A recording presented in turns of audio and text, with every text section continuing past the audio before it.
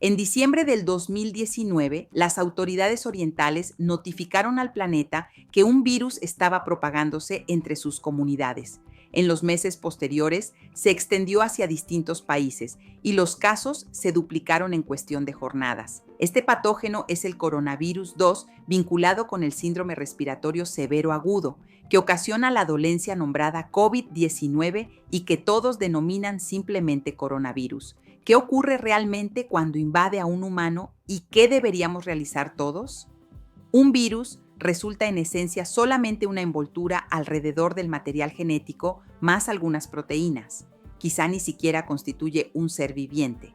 Únicamente puede multiplicarse tras entrar dentro una célula viva. El coronavirus logra expandirse mediante diversas superficies, aunque todavía se desconoce cuánto periodo podría resistir en ellas. Su principal método de transmisión aparenta ser la infección mediante gotitas al toser o al tocar a alguien enfermo y después la cara, por ejemplo, al frotarse los párpados o la nariz. El virus inicia su recorrido aquí y posteriormente se introduce como polizón en las profundidades del organismo. Sus destinos incluyen los intestinos, el vaso o los pulmones, donde consigue generar el efecto más severo. Incluso algunos pocos coronavirus logran originar una condición bastante dramática. Los pulmones permanecen revestidos con miles de millones de células epiteliales. Estas constituyen las células fronterizas del cuerpo que recubren los órganos más mucosas, aguardando ser invadidas. El coronavirus se adhiere a un receptor particular en las membranas de su huésped para inyectar su material genético. La célula, ignorante de aquello que está sucediendo, ejecuta las nuevas instrucciones que son bastante simples: copiar y reensamblar. Se llena mediante más y más duplicados del virus original hasta que alcanza un punto límite y recibe una orden final: autodestruirse. La célula prácticamente se disuelve, liberando nuevas partículas de coronavirus listas hacia atacar otras células. El número de células infectadas incrementa exponencialmente. Después de unos 10 días, millones de células corporales están comprometidas y miles de millones de virus saturan los pulmones. El virus todavía no ha provocado demasiado perjuicio, aunque el coronavirus ahora va a desatar una auténtica bestia sobre ti, tu propio sistema defensivo. El sistema inmunitario, aunque existe para protegerte, puede ser bastante dañino contra ti mismo y requiere una regulación estricta. Y mientras las células defensivas arriban a los pulmones para enfrentar el virus, el coronavirus invade algunas de ellas y causa confusión. Las células carecen de oídos ni visión. Se comunican sobre todo a través de diminutas proteínas de información llamadas citocinas. Casi todas las respuestas inmunitarias relevantes están gobernadas mediante ellas. El coronavirus provoca que las células inmunitarias invadidas reaccionen de forma exagerada y griten con toda potencia. En cierto sentido, sitúa al sistema defensivo en un frenesí de combate y envía más soldados de los debidos, malgastando sus recursos y ocasionando estragos. Dos clases de células en particular originan estragos. Primero, los neutrófilos, que son excelentes al destruir elementos, incluidas nuestras células. Mientras llegan miles, empiezan a segregar enzimas que destruyen tanto aliados como contrarios. Otro tipo esencial de células que entran en frenesí son las células T asesinas, que usualmente ordenan a las células infectadas que se autodestruyan de forma controlada. Desorientadas como permanecen, empiezan a ordenar a células sanas que igualmente se eliminen. Mientras más células defensivas llegan, más estragos provocan y más tejido pulmonar sano deterioran. Esto llega a ser tan severo que puede generar perjuicios irreversibles permanentes, conduciendo a discapacidades de por vida. En la mayoría de las situaciones, el sistema defensivo retoma el control lentamente. Elimina las células comprometidas, intercepta los virus que intentan penetrar a otras nuevas y limpia el terreno de batalla. Comienza la recuperación. La mayoría de individuos contagiados por el coronavirus lo superan con síntomas relativamente leves, pero muchos casos se agravan o incluso se transforman críticos. Ignoramos el porcentaje porque no se han reconocido todos los incidentes, aunque podemos afirmar con certeza que existen muchos más que con la influenza. En cuadros más graves, millones de células epiteliales fallecen y junto a ellas, El recubrimiento protector de los pulmones desaparece. Esto implica que los alvéolos, pequeños sacos de aire a través de los cuales ocurre la respiración, pueden contaminarse con bacterias que usualmente no representan un gran conflicto. Los enfermos desarrollan neumonía, la respiración se complica o inclusive se interrumpe y los pacientes requieren respiradores para sobrevivir. El sistema defensivo ha combatido a plena potencia durante semanas y ha producido millones de armas antivirales.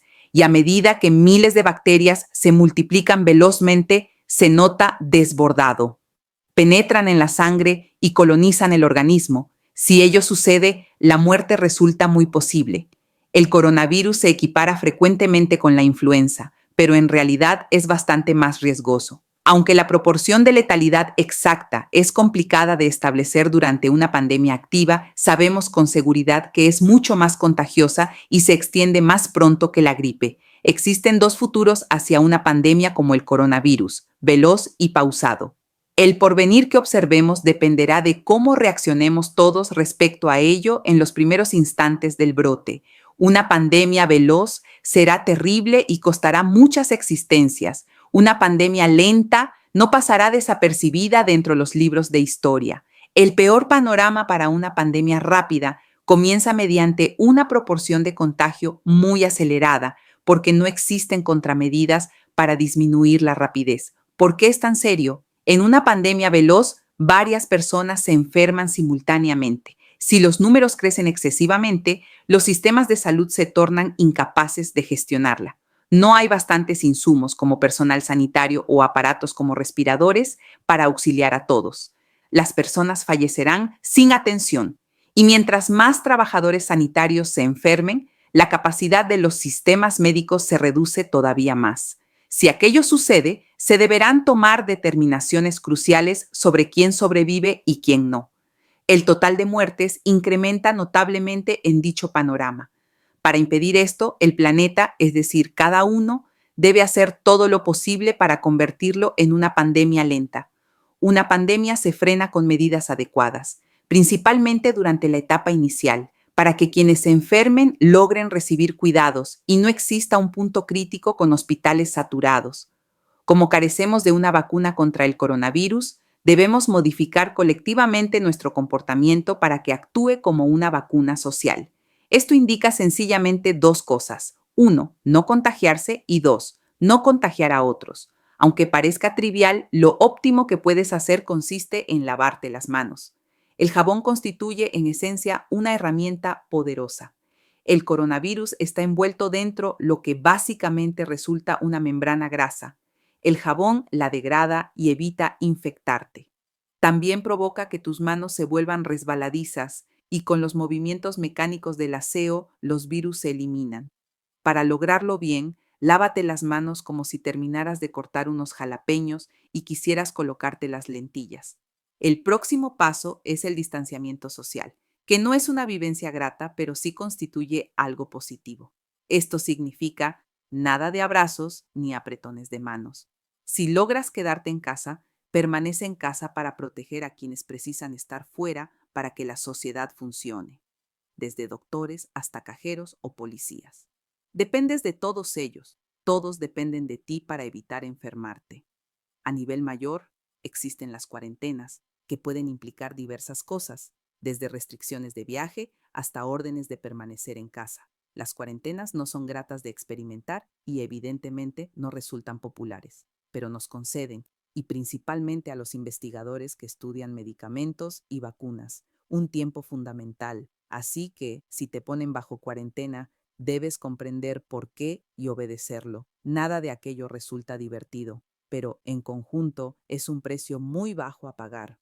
La cuestión de cómo terminan las epidemias depende de cómo inician. Si empiezan rápido y con una pendiente elevada, concluyen mal.